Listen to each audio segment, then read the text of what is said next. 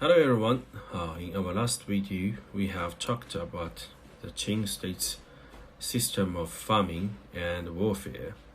So, with the Qing conquered all of China at that time, the kingdom transformed into an empire. But what exactly is a kingdom? What is an empire? And what is the fundamental differences between a kingdom and an empire? There are two types of kingdoms in Chinese history. One is like those during the Warring States period, and the other is like those in the Western Zhou dynasty. In the Warring States type of kingdom, such as Han, Zhao, Wei, Chu, Yan, Qi, Qing, are these 7 states. Each state's leader was a king, and each was an independent sovereign nation. In the Western Zhou system, there was only one kingdom, but many fiefdoms. The kingdom was a suzerain state, and fiefdoms were its vassals. In other words, the kingdom officially ruled the world, but in practice, it divided the land among various fiefdoms. The process involved carving out a piece of land and then digging trenches along its borders. And the soil from the trenches would be piled up beside, and trees were planted on the top of the pile. This process was called feng or fengjiang in Chinese, meaning to unveil or establish boundaries. The relationship between the kingdom and the fiefdoms was one of ruler and vassal, but only nominally.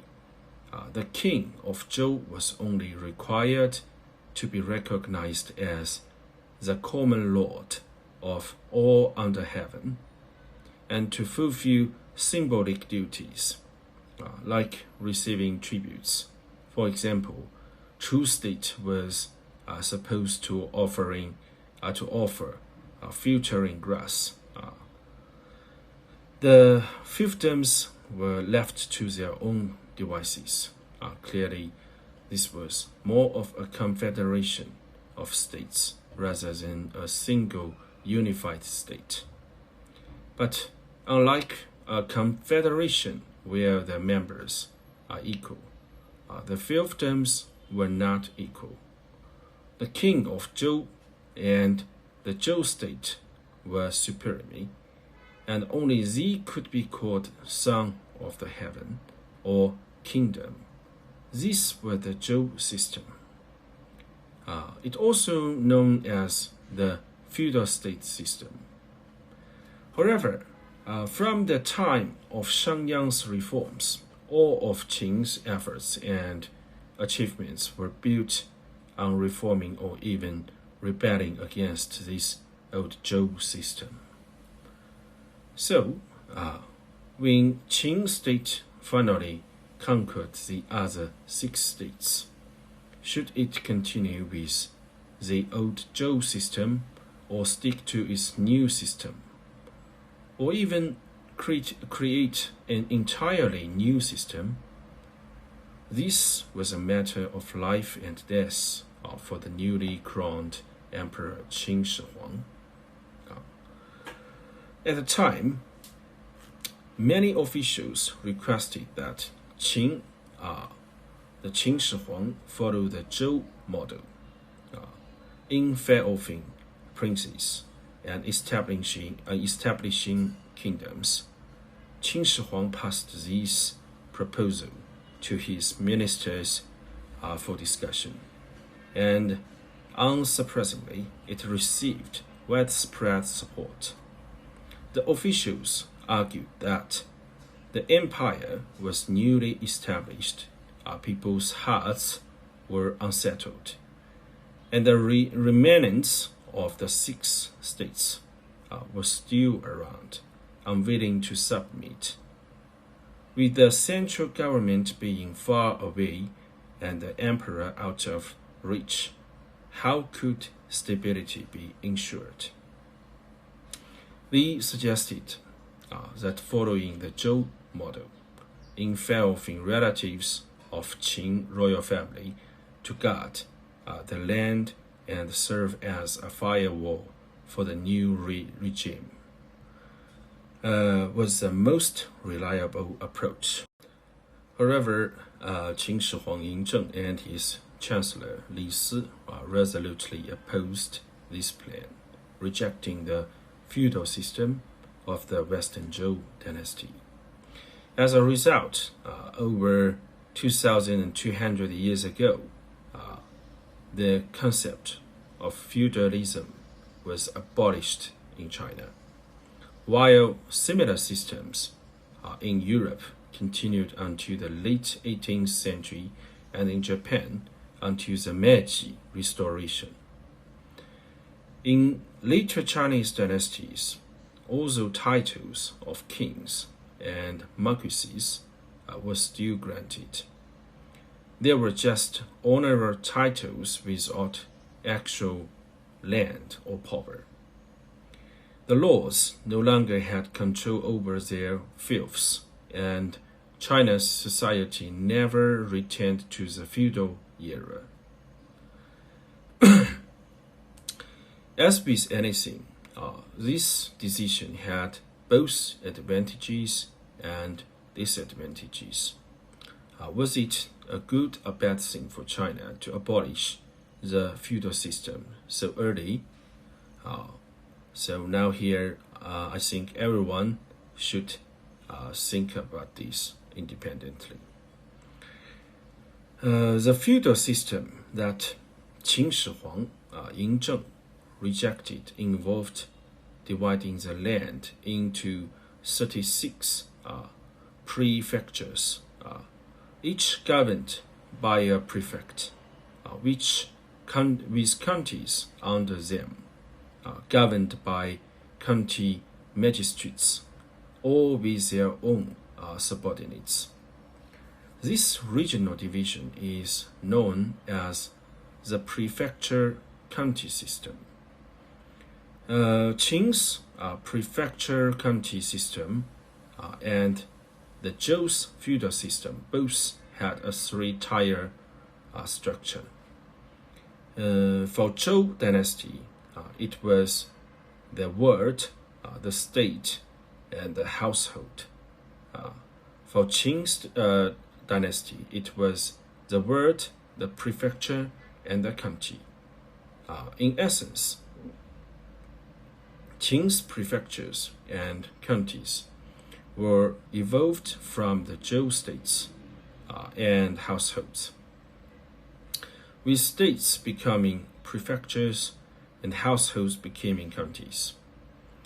The Zhou's states and households were the result of feudalism. The Son of Heaven involved the laws and creating states. The laws involved the nobles, creating households. The household was owned by the nobles, and the state was owned by the lords. The lords and the nobles were the masters of their states, and nobles were of their states and households, proposing both property rights and governance rights, making them rulers.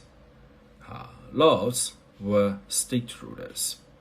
Nobles were household rulers. Prefects and county magistrates, on the other hand, were not rulers but servants of emperor. During the spring and autumn and warring states periods, they served the lords. After Qing and Han dynasty, they served the emperor. They did not own their prefectures or counties Instead, these belonged to the lords or emperors. Therefore, prefects and magistrates had no property rights or governance rights, only the authority to act on behalf of the rulers. In other words, they were appointed and dispatched by the lords or the emperors to manage the prefectures and counties on their behalf. As a result, prefects and magistrates held positions, not titles, which were neither inheritable nor permanent. They could be dismissed or reassigned.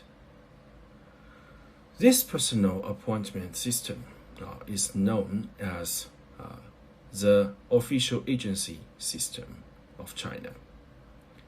The official agency system was necessitated by centralized power. Officials were stationed everywhere, but power was concentrated at the center. Centralization of the power is incompatible with feudalism, which is a system of decentralized power. Therefore, once the entire country was divided into prefectures and counties, the feudal states inevitably transformed into an empire. Whether the ruler was called a king, emperor, or something else didn't really matter.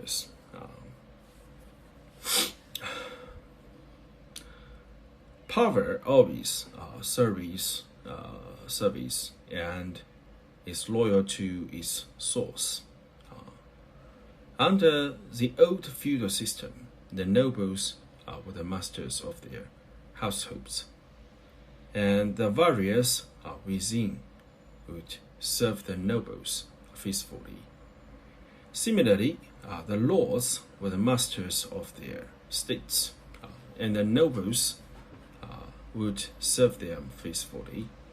In turn, the lords owned loyalty and responsibility to the Son of Heaven, who granted them their titles and lands. However, this loyalty and responsibility were relative, not just relative. When conflicts arose between the parties, loyalty could easily turn into disdain and betrayal, and responsibilities might be neglected. This happened frequently during Europe's Middle Ages and Japan's Sengoku period around 2,200 years ago, after experiencing the chaos of the Eastern Zhou period. Qin Shi Huang established a centralized system backed by an official agency system to cement the relationship between power and responsibility, thus stabilizing the entire empire. Although the Qing dynasty quickly collapsed, the official agency system continued throughout Chinese history.